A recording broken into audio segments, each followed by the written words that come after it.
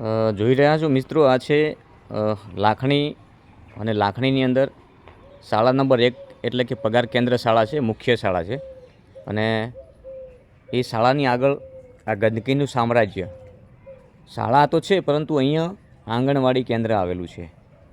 જોઈ રહ્યા છો, આંગણવાડી કેન્દ્રમાં જવાનો રસ્તો કિચડ અને કાદવ ભર્યો છે. હવે અહીંયા આંગણવાડીમાં ખાસ કરીને તો બાળકો આવતા હોય છે અને અહીંયા જોઈ રહ્યા છો કે અહીંયા વિદ્યાર્થીઓ આવતા હોય છે. આ છે સ્કૂલ, આ શાળા છે લાખણી પેકેન્દ્ર શાળા નંબર 1 સ્માર્ટ સ્કૂલ તો સ્માર્ટ છે, પરંતુ બહાર નીકળ્યા એટલે તરત ખબર પડી જાય કે અહીંયા તો શ્વાસ લેવો પણ મુશ્કેલ છે. તો સ્માર્ટ સ્કૂલમાં ભણતા બાળકોને બહાર નીકળતાની સાથે જ આવા અહેસાસો થતા હશે. અહીંયા જોઈ રહ્યા છો કે આ શાળા, એક બાજુ શાળા એક બાજુ આંગણવાડી અને બાજુમાં આ કચરાનો ઢગ.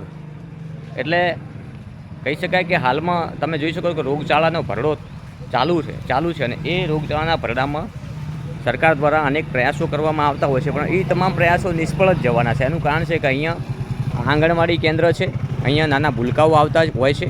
હાલમાં ખૂબ જ મોટા પ્રમાણમાં બીમારીનો ભરડો છે બાળકોમાં, અને એવા સમયે આ જે દ્રશ્યો છે એ કેટલા યોગ્ય છે. કાકા ક્યાં રહો તમે? અહીંયા રહો? શું લાગે અહીંયા રોજ નીકળવાનું થતું હશે ને? રોજ. તો કેવી દશા થાય અહીંયા નીકળવું? કેવી દશા છે, કેવી રીતે હાડવું માણસોને. તો આ વિદ્યાર્થીઓ ભણવા કઈ રીતે આવતા? તકલીફ પૂરી મોટી મોટી રોગચાળો ફેલાય ના ફેલાય. હા બિલકુલ. જો અહીંયાથી રોજ નીકળનાર વ્યક્તિ છે, અહીંયા લાખણીના વતની છે. આપણે બીજા પણ એક સાહેબ, શું નામ છે? હીરાભાઈ, અહીંયા રહો છો? અહીંયા નીકળવાનું થાય? કેવું છે દ્રશ્ય અહીંયા? આવું છે, સારું કહેવાય? સારું ન જ કહેવાય. બાજુમાં સ્કૂલ છે, આ બાજુ આંગણવાડી છે. આંગણવાડી છે, સ્કૂલ છે. જોઈ રહ્યા છો અહીંયા આજુબાજુમાં લોકો વસવાટ પણ કરે છે.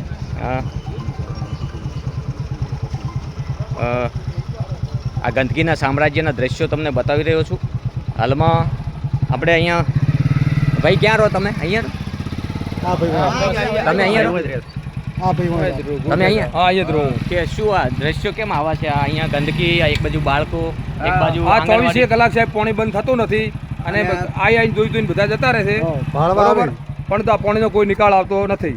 ગમે તે કરીને પાણીનો નિકાલ આવો. બાળ મંદિર છે, આ નિશાળ છે, છોકરા મોદા થાય, પાણીમાં કેવી રીતે હડવું, છોકરા બધા બીમાર પડે, રોગચાળો થાય.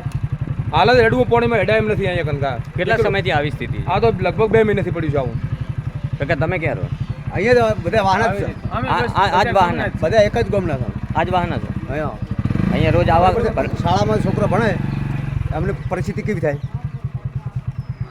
તો અહીંયા જે લોકો રહે છે એમને આ દેખાતું હોય તો અહીંયા આવનારા જે શિક્ષકો છે, અહીંયા આંગણવાડીમાં આવનારા જે બાળકો છે, અહીંયા આવનારા તમામ અભ્યાસ કરતા વિદ્યાર્થીઓ છે, એમને કેવી મુશ્કેલીનો સામનો કરવો પડતો છે. અને ખાસ કરીને મારે તો એ શિક્ષકોને પણ જણાવવું છે કે શું એ ઉપર રજૂઆત નહીં કરતા? શું નામ ભાઈ આપનું?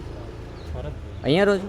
હા, અહીંયા. કેવી પરિસ્થિતિ છે? બહુ ખરાબ છે. કચરો કાચડ, આ બાજુ સ્કૂલ છે, આ બાજુ આંગણવાડી છે, વચ્ચે મચ્છર પેદા થાય ને બાળકોને હાલ રોગો ચાલી રહ્યા છે. સરકારને ધ્યાન આપવું જોઈએ. જે હાલ તે જોઈએ છે આપણે ગણતરી ગુજરાતમાં કેટલા કેસો થયા રોગના, એ પ્રમાણે જોતા મચ્છરમાંથી જ પેદા થાય છે, તો કોણ જવાબદારી સંભાળશે? પણ અહીંયા હાલમાં નાના બાળકોને બહુ વધારે ભરડામાં લીધા છે.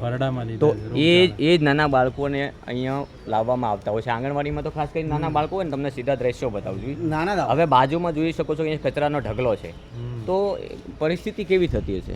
હા, પરિસ્થિતિ બહુ ખરાબ છે. સરકારને પણ ધ્યાન આપવું જોઈએ અને પંચાયતને ખાસ પણ ધ્યાન આપવું જોઈએ કે આ રીતનો કચરો, રોગચાળો આપણા ધ્યાનમાં દોરી અને ગામના આગેવાનોએ પણ ધ્યાન દોરવું જોઈએ.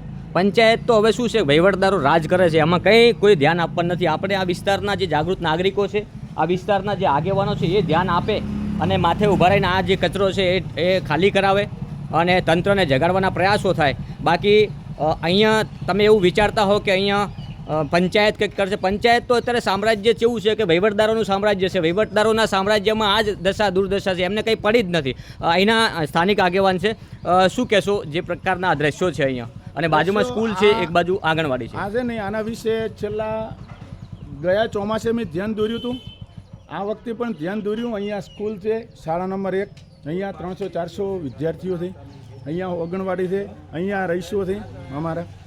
હવે આના માટે મેં ધ્યાન દોર્યું પંચાયતનું 4 મહિના પહેલાં, તો પાઇપલાઇન એ વખતે 3 મહિના થયા હતા નોખ્યાને, છતાં કોર્નર ઉપર છે ને અહીંયાથી પાઇપલાઇન ફૂટી જાય છે.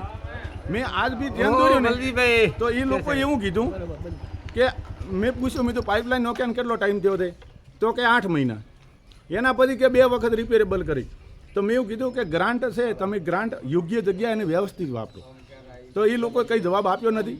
વારંવાર આ બધાને અહીંયાથી નીકળવાનું થાય છે. અમે પણ આ વિસ્તારમાંથી અહીંયાથી નીકળીએ છીએ, છતાં અહીંયા કોઈ પંચાયત ન ધણિયાતી છે, કોઈ કેનારું છે નહીં. એમને જેમ મન ફાવે એમ ગ્રાન્ટો વાપરે છે. કશું કોઈ ગ્રાન્ટનો યોગ્ય જગ્યાએ ઉપયોગ થતો નથી. અહીંયા આ ગંદકીના લીધે રોગચાળો ફાટી નીકળશે તો એનો જવાબદાર કોણ રહેશે? 8 મહિનામાં બીજી વાર રિપેરિંગ 3 વખત 8 શું મહિના કહેશો કેવી પરિસ્થિતિ હાલ? પંચાયત દ્વારા 8 મહિનામાં ત્રીજી વખત રિપેરિંગ કરવામાં આવી છે. તો વારંવાર ભ્રષ્ટાચાર પંચાયતનો થાય છે. વહીવટદાર અને પંચાયતદારના જે મુખ્ય વ્યક્તિઓ છે એમનો જ આમાં ભ્રષ્ટાચાર સામેલ થયો છે. એની પ્રજા હાલાકી ભોગવી રહી છે. કેટલા સમયમાં 3 વાર? 8 મહિનાની અંદર એવું આ ટેલિફોન દ્વારા જાણવા મળ્યું છે. જોઈ શકો છો અહીંના આક્ષેપો પણ છે કે 8 મહિનામાં 3 વાર. ડોલકું નાખીને વાર્તા રોડવા પૂરો કરે છે. શું કરે? એક જ આ ડોલકું નાખી હું અહીંથી નીકળ્યો તો આમ નામ બાઇક લઈને આ છે એટલે એક જ ડોલકું નાખીને વાર્તા પૂરી કરી એટલે તો શું થયું અને કરોડોનું નામ પૂરું. અહીંથી નીકળતા તમામ શું નામ છે આપનું ભાઈ? છોકરાને લાગ્યું હું એ બધું ભરતભાઈ, અહીંથી નીકળવાનું થાય? કેવી પરિસ્થિતિ છે હાલમાં? હે? શું કહેવા માંગો છો તમે? અત્યારે તો બહુ ગંદકી થાય. અહીંયા તો 400 બાળકો અભ્યાસ કરે છે. સાહેબ બહારના માણસો હશે નહીં મેં બોલી ગઈ. જોઈ રહ્યા છો અહીંયા જે નીકળતા હોય છે એમનું તો મારે નિવેદન લેવાનું એટલે છે કે અહીંયા રોજ નીકળવાનું જેને છે એનું નિવેદન ખાસ મારે લેવાનું છે, કારણ કે એ લોકોને ખૂબ તકલીફો પડતી હોય. ભાડુથી રહેતો હોય ને એ ન બોલી કે પણ ખેતરવાસી કે જે હોય ને એ પૂર્વથી બોલી કે જો કે કાયમી તમામ લોકોને બોલવાના અધિકાર. જોઈ રહ્યા છો કે અહીંયા હાલમાં દ્રશ્યો જે સર્જાયા છે એ અહીંયા સ્કૂલ છે, અહીંયા સામે આંગણવાડી છે. પરિસ્થિતિ વિકટ છે, પરંતુ તંત્રને કંઈ પડી નથી. અહીંયા જે ઘોર બેદરકારીમાં જે વહીવટદારો કહી શકાય કે વહીવટદારોના હાથમાં અત્યારે છે, કારણ કે હમણાં ચૂંટણી આવવાની નથી. એટલે જ્યાં સુધી આ વહીવટદારોના હાથમાં રાજ હશે ત્યાં સુધી તમામ જિલ્લામાં આવી સ્થિતિ છે. આ રોગચાળો ફાટી નીકળવાની મોટી દહેશત છે. એ પ્રકારના અહીંયા દ્રશ્યો તમને બતાવવાની કોશિશ કરીશ કે અહીંયા આ મુખ્ય રસ્તો છે અને મુખ્ય શાળા પણ અહીંયા આવેલી છે. અહીંયા ખૂબ ખરાબ હાલત છે. અહીંયા જોઈ રહ્યા છો, અહીંયા આ જોઈ રહ્યા છો એક્ટિવા હાલ જ અહીંયા નીકળતા હતા અને આ એક્ટિવા પડી ગયું છે. એટલે આવા દ્રશ્યો અહીંયા સર્જાય છે અને વારંવાર મુશ્કેલીનો સામનો અહીંયા આવતા તમામ લોકોને કરવો પડે છે. એટલે મારું ખાસ સરકારશ્રીને વિનંતી છે, વહીવટી વિભાગને વિનંતી છે કે આ વહીવટદારોના રાજમાં આ ક્યાં સુધી આજુબાજુના રહીશોને આ સહન કરવું પડશે. જોઈ રહ્યા છો કીચડ કાદવમાંથી નીકળવાનું થતું હોય છે આ લોકોને. અહીંયા આંગણવાડી આવેલી છે, અહીંયા શાળા આવેલી છે, પરંતુ અહીંયા કોઈને કંઈ પડી નથી. એટલે ખાસ કરીને મારી વિનંતી છે કે હવે આ જલ્દીમાં જલ્દી આ કચરાનો અને આ કાદવ કીચડનો નિકાલ કરવામાં આવે.